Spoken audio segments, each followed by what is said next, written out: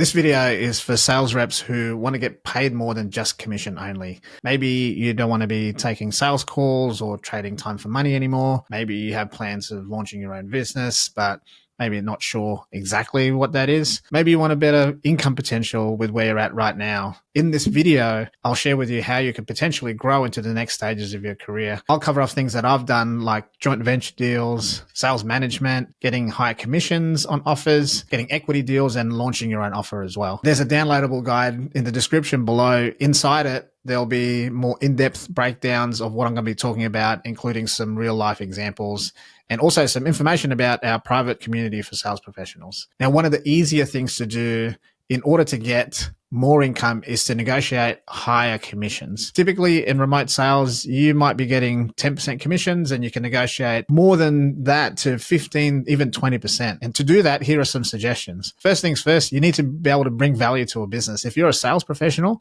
the most obvious value you can bring is to be good at sales. Being able to generate revenue and have a history of performance is great. You don't even have to be the best, but it means that you have credibility and authority, that you know what you're doing. Second thing is to understand the economics of the business. This is typically the cost of doing business versus the revenue that it generates. If you know this, you can make better suggestions on where they're going to be able to find the extra revenue to pay you with. So if you can find out the cost of acquiring new business and learn about their profit margins, you'll be able to find out how much room they have that you can negotiate with. The other thing you can do is to suggest target-based incentives. Now, these are incentives over and above your basic compensation structure for exceeding targets. Now, the problem is that most sales reps, they don't know how to structure these types of incentives and they don't even know what's possible. So by understanding that there is potential to structure bonus and incentive-based compensation, you can literally create your own commissions. And what I've seen is that most business owners don't know or don't have these structures in place. Now, if you want to see a compensation structure examples, I'll leave a link below so you can have an understanding of what you can do. There's a PDF that shows the different ways that appointment setters and also sales reps, closers can make commission. Now, the next thing that you can do is to have a look at joint venture deals. Now, JVs can come in different forms. Understanding your own skill sets and the value that you can bring can help determine what's a good fit for a joint venture partnership and what isn't a good fit as well. So what are ways that you can structure JV deals? The first one you can do is to partner with somebody to co-launch an offer. So this one's really simple. You and another person join forces and then you create an offer and then you launch it together. You could be the person who brings in the sales knowledge, where the other person can bring in either marketing skills or fulfillment or their expertise in a particular field. The second thing you can do is to JV with marketers to launch an offer. In this version, you might have an offer already or an existing offer that you want to grow, something you're thinking about. But rather than learning marketing to do everything yourself, the option is to have a partner with marketing expertise to bring in and launch this thing together. Now, of course, one thing you can do to grow is to simply pay a marketing agency. But the benefits of having a joint venture partnership here is that the person that you're partnering with will have a vested interest in making this work as long as the upside makes sense for them. Third thing you can do is to do joint ventures with other sales professionals if you're consulting to other businesses. So this method is great, especially if you get business owners coming to you regularly or you're in a network of business owners. It may be that the business needs help in a particular area where someone in your network has better experience or expertise. And also it may be that, you have limited time to execute what's needed. So you get another sales professional to help with the fulfillment. The other thing you can do is to joint venture to market an offer to somebody else's audience. So if you have an offer and then there's an influencer or another business owner who has a good following that can benefit from your offer or services, setting up a JB with them to market to their audience could be really beneficial. In this scenario, you could market your offer to their audience and then that JV partner will take a commission or some form of a referral fee if you can look at it that way as well.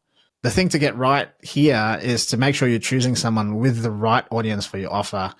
Otherwise, you might do a lot of work with zero revenue. Now we move on to sales management services. Now, there are 3 ways that I want to share with you that I've been able to get into these types of engagements. So the first one is sales management by promotion. This is probably the most linear step in your sales careers to get promoted into a sales manager role. One of the best ways to get promoted is not necessarily to be the best salesperson on the team, but to be the person doing things to help the team succeed.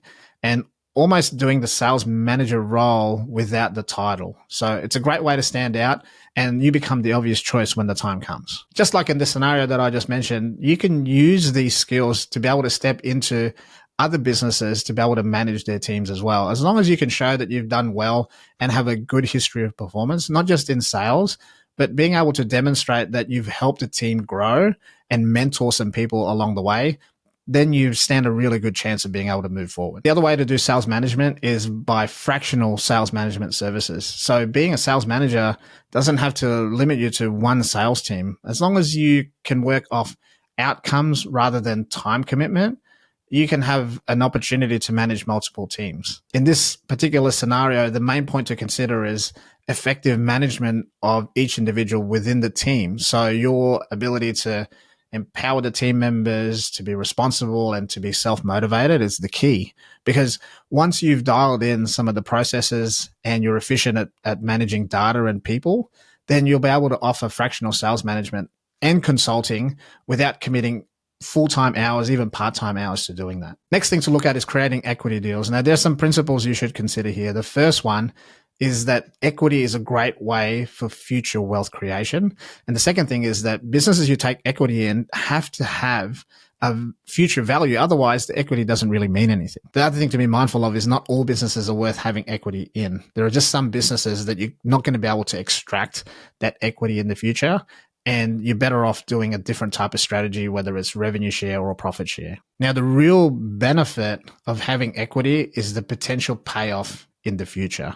If a business is built towards that, then taking equity is a good move. Now, I want to give you a couple of examples where equity might not be beneficial. The first one being coaching businesses, because they're reliant on a personal brand. So if that person was not there, typically it's not going to function, regardless of what systems they have in place. The other version is for agencies who are reliant on one person of delivery. If that person leaves, then there is no business. So, those sort of things you need to be mindful of. And again, it might sound really nice that you have equity, but there's no future value in it if you're not going to be able to exit from the business. Now, an example where equity would be viable is a business with either recurring revenue or a business that's not reliant on a particular personal brand or an individual to produce the results. That's why SaaS companies sell well, because they're more reliant on the technology for delivery rather than the people. Now, if you're in a position where it's time to look at businesses to take equity on, one thing that you should be mindful of is to discuss this well in advance. There's no point in building something and get it to a certain level and then asking for equity. You kind of miss the boat if that's the case. So if a business is worthy of having equity in, bring it up early and at the very beginning, even if it doesn't get implemented at a later stage. Once you've had that discussion, then you'll be open to it a lot sooner. And one good way to understand if a business is worth taking equity in is to research the market for the same business models, to then figure out what type of equity stake you should be getting to staff, to advisors, to contractors, and where you fit into that so that you know how to negotiate better outcomes for yourself. Now, if you're launching your own offer, it's a really great thing to do. It's a great way to be able to take your skills and monetize it. It gives you the best control. It's easy to do, but it's difficult to maintain. So I've got a few extra resources to help you with this. First things first, there is this document called How to Launch and Validate Your Offer, and also Profitable Business Ideas if you're a sales professional. There's a link below to that first document. It's super helpful in a way that it gives you a step-by-step breakdown all the way from ideation to validation to actually launching the thing. If you're stumped with ideas or you're not sure, the second video is going to help you go through some of the skill sets that you have so that you have potentially a way to be able to launch something. Now, as I said at the start of the video, there is a link in the description below for the High Value Sales Pro Handbook. In it, it has all the breakdown of all the things that I mentioned, from negotiating higher commissions, getting equity deals, doing joint venture partnerships, and getting into sales management. There's also some good snippets in there of some of the members in our community who are doing exactly these things. And hopefully it'll motivate you to see what else is possible out there rather than just working for commissions, getting on sales calls all day and trying to figure out what's the next move in your career. With that said, I hope you make the most out of it. If you have any questions, please reach out and I'll see you in the next video.